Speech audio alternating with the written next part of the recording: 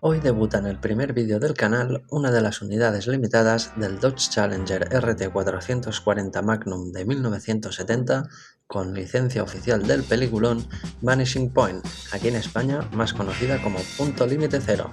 ¡Empecemos!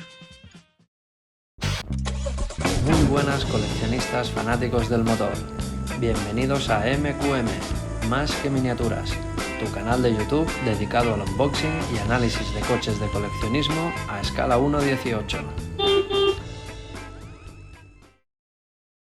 Muchos ya conoceréis este filme de culto de 1971 dirigido por Richard Sarafian y protagonizado por Barry Newman, pero en el caso de que así no sea, os la recomiendo encarecidamente para este fin de semana, no para el siguiente, para este.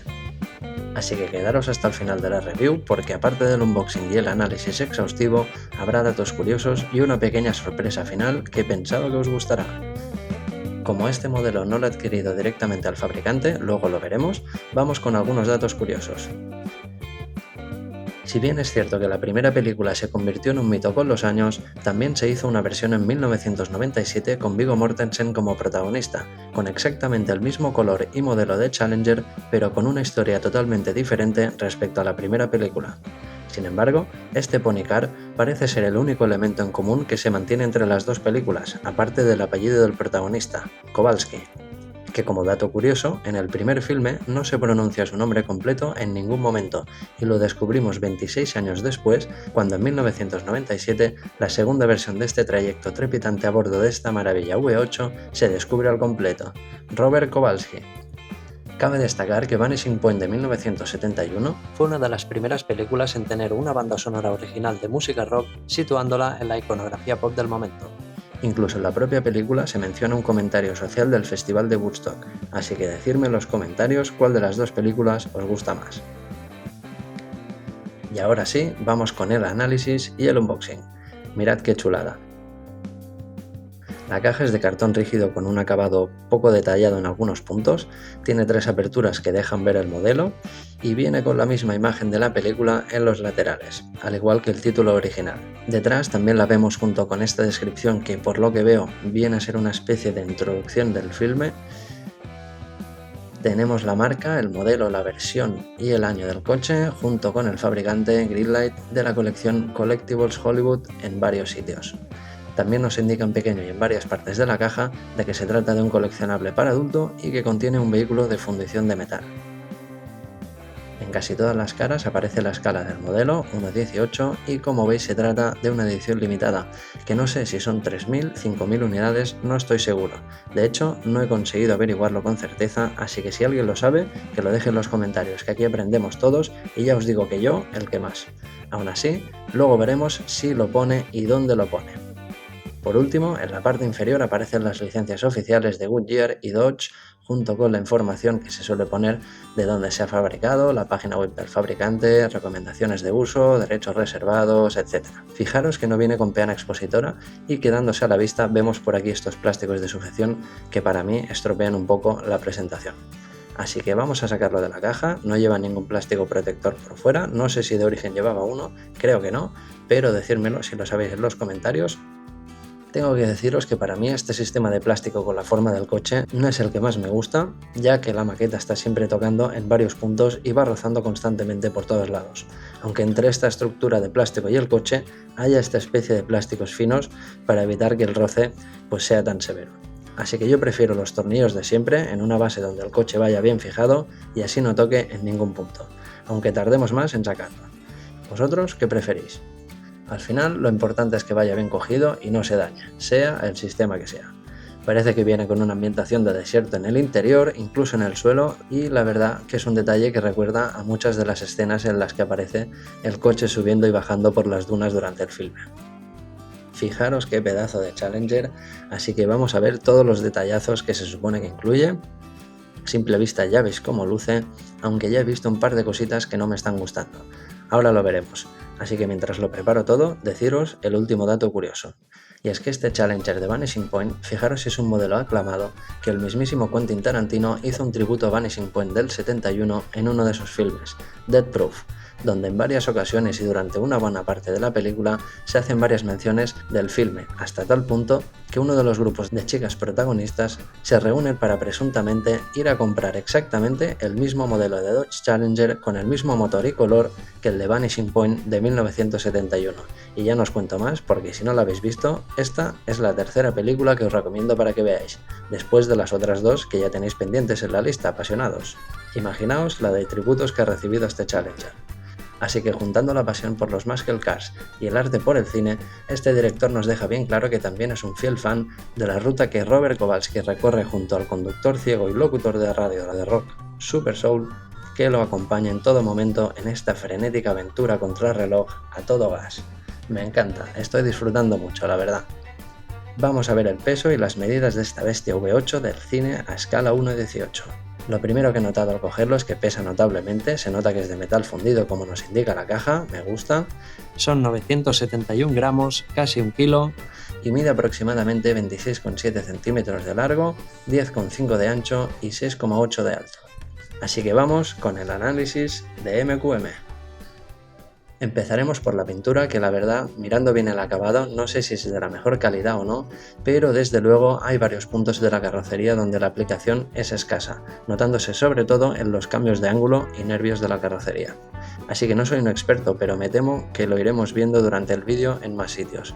Lo que no sé es si solo lo veremos en este bonito color blanco de la carrocería o en más elementos. Sigamos con este precioso frontal que la verdad me ha sorprendido el sistema que utilizan. Mirad, todo el frontal es una pieza entera, todo este contorno es la misma pieza y corta por aquí, y aunque no lo parezca, creo que han conseguido un realismo asombroso definiendo diferentes partes de casi toda una parte delantera solo con relieves y pintura, pero a la vez decir que es una lástima la aplicación de dicha pintura en algunos puntos, ya que hay partes donde debería estar pintado y no lo está, como este lateral de la calandra que está muy bien reproducida con los detalles en plata, pero en este otro lado no lo está. Incluso se aprecia un pequeño detalle en plata como si se hubiese terminado la pintura, siendo este uno de esos puntos que os comentaba respecto a dicha aplicación. Puede que solo sea en esta unidad, pero para eso lo analizamos, aquí, en MQM. Así que las únicas 4 piezas aparte adheridas a esta pieza frontal son los faros, la rejilla central, la matrícula y los intermitentes. Deciros que me encanta que no se aprecien los típicos soportes cilíndricos en ninguno de los 4 faros, sino que se logra ver el interior con la bombilla simulada, y la verdad que con el dibujo fielmente reproducido en las tulipas, estos faros adquieren un realismo sorprendente. Punto para Greenlight. La rejilla está muy bien conseguida, junto con el logotipo de Challenger en cromado y el RT en rojo con su perfil cromado. La verdad que creo que la definición es de alta calidad, es precioso y le da al conjunto un aire de realismo sublime. A mí me encanta. Seguimos con su característico parachoques cromado integrado en la carrocería, algo novedoso en esos años, ya que los diseños de parachoques hasta la época solían sobresalir por todos lados, y que vemos que se une con los 3 ribetes cromados que completan y cierran el diseño en cromado. Fijaros que el ribete lateral parece una pieza aparte, aunque ya hemos visto que no.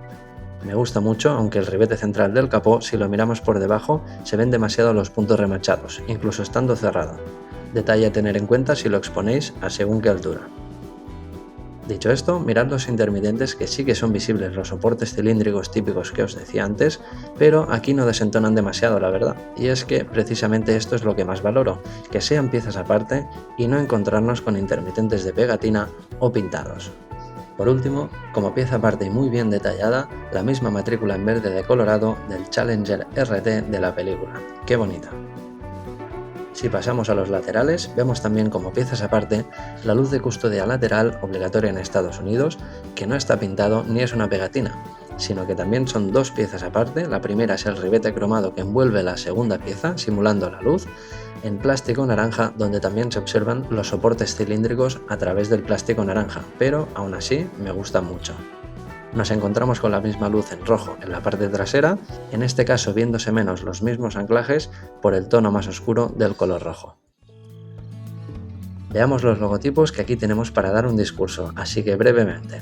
¿Recordáis al principio que había visto cosas que no me estaban gustando? Me refería a esto, a ver qué pensáis. Excepto el logotipo de la rejilla central que ya hemos visto, que lo encuentro precioso, y el logotipo trasero que luego comentaremos, el resto de anagramas y logotipos son pegatinas. Punto en contra para mí.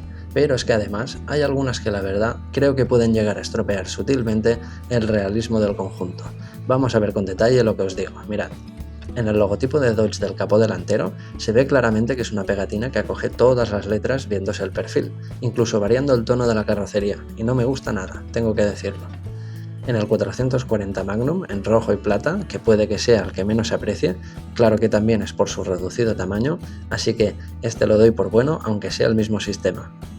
Tenemos el del maletero, que aunque se aprecie poco, si nos fijamos también se ve el contorno de la pegatina, pero los que más me molestan son estos de los laterales. Mirad, han juntado los dos logotipos en una sola pegatina y mirad la distancia que hay entre uno y el otro. Opinad vosotros en los comentarios qué os parece. La verdad que no me esperaba que se viera tanto. Decir que el punto positivo es que todos los logotipos son fieles a los del coche real y no se han dejado ni uno. La reproducción de la tipografía está muy bien definida en todos ellos, incluso está presente el logotipo de Chrysler en el lateral inferior del copiloto. El único logotipo que creo que no es pegatina y que es precioso, aparte del frontal, es este trasero de Dodge, que me lo he mirado con atención y juraría que está pintado o serigrafiado, no estoy seguro, dejármelo en los comentarios. Deciros que este análisis personal siempre se hace con espíritu positivo y con ánimo constructivo, importante, para que analicemos y veamos de primera mano todos estos pequeños defectos y detalles y podamos valorar las calidades y sorpresas con las que nos deleitan los fabricantes de modelismo. Dicho esto, pasamos a los retrovisores, que son piezas aparte de plástico y parece que son dos elementos, como a mí me gusta, el retrovisor y en pegatina gruesa el cristal del retrovisor. Cuesta apreciarlo, pero así es, así que punto para Greenlight. La maneta de apertura de las puertas está bien definida, es una pieza de plástico aparte, pero fijaros que se ve el corte de la pieza aquí arriba claramente, sin pulir ni pintar, y esto es un detalle que no me gusta, y es una lástima, porque se ve que han estudiado con atención el diseño del modelo para no dejarse nada y definir bien los elementos, pero no tener en cuenta estos detalles de acabado al final, si te fijas, se notan y para mí hacen bajar la calidad y la valoración final. ¿Cómo lo veis? Veamos cómo han detallado los ribetes pintados en plata en los pasarruedas y en este embellecedor que resigue las ventanas, pero los demás ribetes del habitáculo están detallados en cromado sin que sean piezas aparte, están pintados en los cristales incluso con relieve, que también son de plástico. Pasamos al tapón de gasolina en cromado, es una pieza aparte y creo que está muy bien reproducido y detallado, también es de plástico. Y veamos esta antena telescópica que lleva el modelo en la película y que por parte de Greenlight leí que era practicable. Vamos a verlo.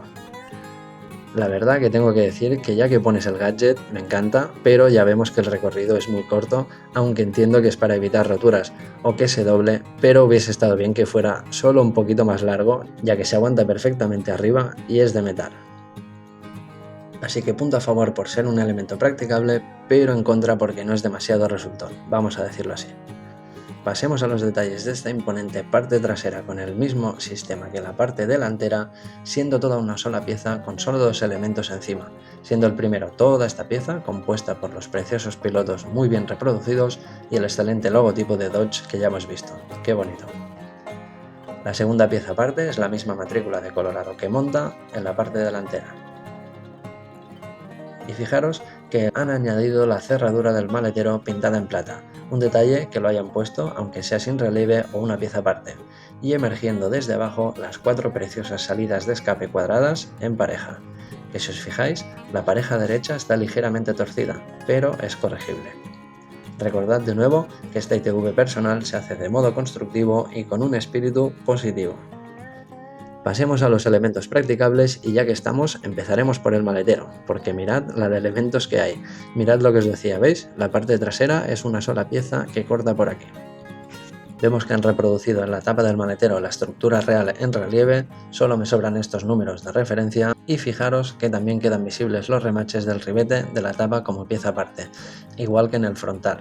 Aunque encerrado en este caso no se ven, cosa que en el capó delantero encerrado sí que quedan visibles. Otro detalle es que la tapa se aguanta bien, cosa que agradezco, pero solo en el tope de su recorrido.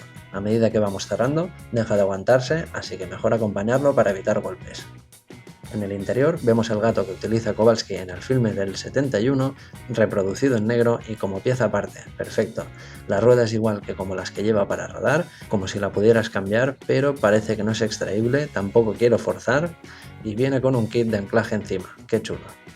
Por último, vemos el tubo de gasolina como pieza aparte en negro y si os fijáis en los bordes ya veis la aplicación de la pintura en negro que reproduce la superficie lisa del maletero y que desde mi punto de vista deja un poco que desear. Aún así, tengo que deciros que para mí todo el conjunto lo veo muy bien reproducido, así que punto para Greenlight. ¿Qué opináis? Pasemos al capó y al motor. El capó está muy chulo, vemos la rejilla pintada en blanco, fijaros en la aplicación de la pintura, no es la mejor, y las dos entradas de aire, que parece que sean piezas aparte. Vamos a verlo. Sí que lo son. También han reproducido la parte interior del capó en relieve, con los números que no me gustan de referencia, igual que en el maletero. La tapa se aguanta bastante bien, las franquicias en el cierre son buenas y queda bien cerrado. Punto para Greenlight. Así que pasamos a ver este impactante V8 440 Magnum. Está reproducido entero y repleto de piezas aparte con detalles bastante bien definidos, algunos están pintados como los elementos de la batería o el bloque en este llamativo naranja a juego con los logotipos del filtro de aire. Simulando los diferentes metales están pintados en plata varios elementos, incluso como piezas aparte tenemos los colectores de admisión y escape, hasta estos cables son de plástico flexible simulando más realismo. Fijaros que hay más puntos donde la aplicación de la pintura, como en estos recovecos del vano motor, se acumula o hay escasez, dejando ver partes del color de la pieza interna, oscureciendo ligeramente todos los ángulos. Punto a tener en cuenta. Por último y no menos importante, la rejilla y los limpias en cromado son piezas aparte y aunque estén muy escondidos, me gusta mucho que lo hayan replicado así de bien. Perfecto. Pasamos a las puertas y después iremos con los interiores. La verdad que el sistema de cierre y apertura es muy suave, no empuja la puerta en ningún momento y encaja muy bien, no bailan y se mantienen en la posición que deseas, así que buena practicabilidad, punto para Greenlight. Pero si os fijáis aquí la franquicia en este lado está tan justa que ha hecho saltar la pintura. Aunque solo haya afectado un lado, creo que ya podemos decir que la aplicación de la pintura no es uno de los fuertes de esta réplica, punto en contra para Greenlight. Pasemos a los interiores que están muy detallados como las puertas y sus detalles pintados en plata, las manetas de los cristales cromados como piezas aparte o el interior del techo, así que vamos a destacar los principales añadidos que más me han gustado. El primero son los 4 cinturones que si os fijáis han reproducido con tela y metal los dos elementos que los componen, la hebilla metálica y el propio cinturón, me encantan. Están pegados en los asientos que son de un plástico blando agradable al tacto y permiten solo ser reclinados de este modo.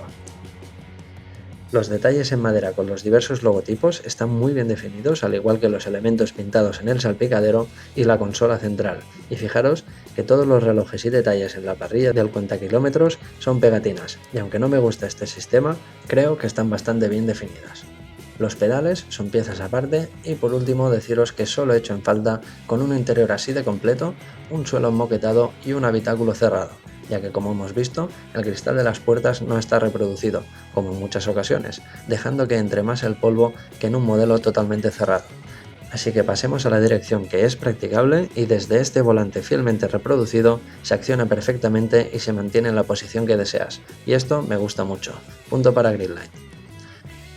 Deciros que estoy muy contento de ver que han añadido el siguiente elemento, así que otro punto para Greenlight por añadir esta suspensión practicable independiente a las 4 ruedas. Y es que a veces no nos queda otro remedio que comprar un poco a ciegas o tener que investigar bastante por nuestra cuenta, porque no hay suficiente información sobre las características de los modelos. Pero no os preocupéis, para esto está MQM, para descubrirlo juntos de primera mano.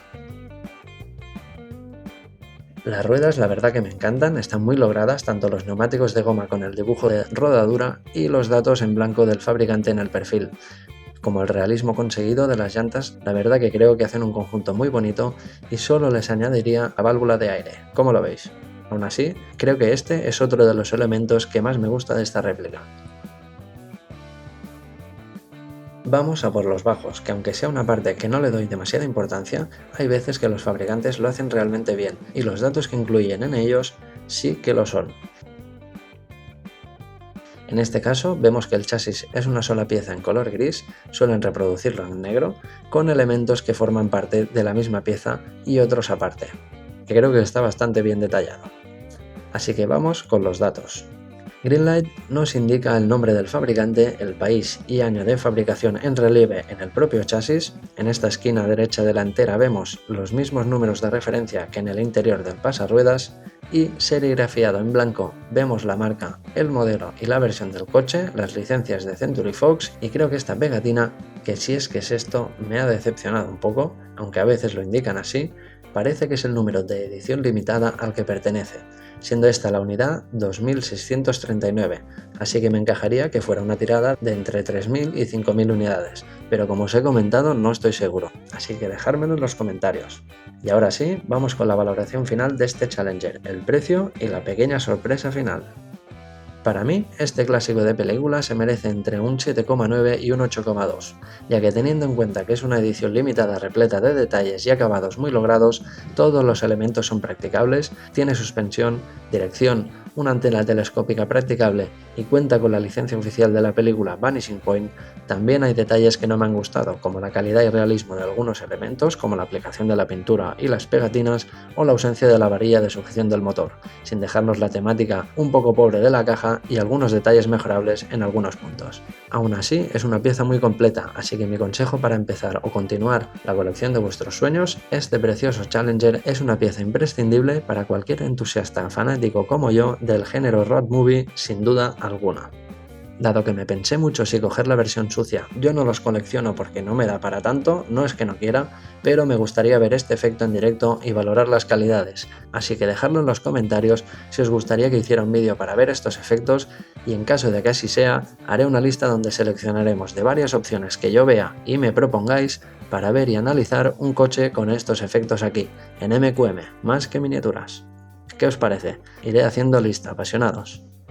Así que para tener la valoración final completa, el precio de este Challenger de Vanishing Point con licencia oficial de Greenlight que salió en Estados Unidos fue de unos 75 € aproximadamente al cambio, siendo ahora, al menos en España, un modelo descatalogado, al igual que la versión sucia, y que en la reventa empiezan ambos con precios de salida aproximados de entre los 120 y 140 € para arriba. Y ahora sí, vamos a por la pequeña sorpresa final. ¿Por qué digo pequeña? Porque mirad que os traigo a MQM. La misma réplica del Dodge Challenger a escala 1.64 con licencia oficial de la misma película y en este caso del mismo fabricante, Greenlight. Vamos a sacarlo del blister, que ya sabéis lo que supone esto, que baje su valor de inmediato al abrirlo, pero para esto está este canal, para ver los modelos al detalle y dároslo todo. Así que mientras lo abro, principalmente deciros que el canal se centra en modelos a escala 1.18, pero he pensado que si os gusta la idea, cada modelo de la gran pantalla que analicemos, si existe a escala 1.64, intentaré complementar los vídeos con estos pequeños, porque cada vez me sorprenden más los niveles de calidad y detalle y no tienen nada que ver con los coches a escala 1.64 con los que jugaba yo de pequeño. Claro que estas reproducciones están más enfocadas al coleccionismo y no tanto a jugar, pero creerme que hay modelos tan detallados que no tienen nada que envidiar a según que réplicas a escala 1.43 o incluso a 1.24. ¿Qué os parece? Fijaros qué detalles a este tamaño. Las ruedas son de goma y parece que se traslada en cierta medida el mismo hándicap de la aplicación de la pintura, como vemos en esta llanta, aunque la verdad que hay muchos elementos pintados y detallados como los logos, los limpias o los intermitentes, y creo que dado el tamaño han logrado un resultado impresionante. Pero es que además el capó delantero es practicable y han detallado todo en naranja y negro el V8 440 Magnum a escala 1.64. ¡Qué chulo! Es un detalle que añadan elementos practicables, lo valoro mucho. Y en los bajos tenemos todos estos datos. Deciros que este Challenger a 1.64 en particular lo he adquirido en la misma tienda que el Challenger a escala 1.18 el día 30 del 12 del 24 por el precio de 13,40 €, 9,50 del coche, con impuestos incluidos, más los 3,90 € del envío. Ya sabéis que la especialidad de la casa son las réplicas a escala 1.18, aunque siempre estoy abierto a propuestas y si queréis reviews de los 1.64, dejármelo en los comentarios. Os dejo con estos planos para deciros que si habéis disfrutado del contenido no os perdáis el próximo vídeo, que ya os digo que viene con un juego de complementos muy interesantes, es un clásico de calle francés en toda regla y es una de las versiones que más me gusta del modelo, la versión cabrio, así que darle a la campanita, al like y suscribíos porque estará muy chulo. Y por último, deciros que si compartís este contenido, tened cuidado, porque la afición se contagia. Un saludo muy grande y gracias por estar aquí. Hasta el próximo vídeo, no os lo perdáis.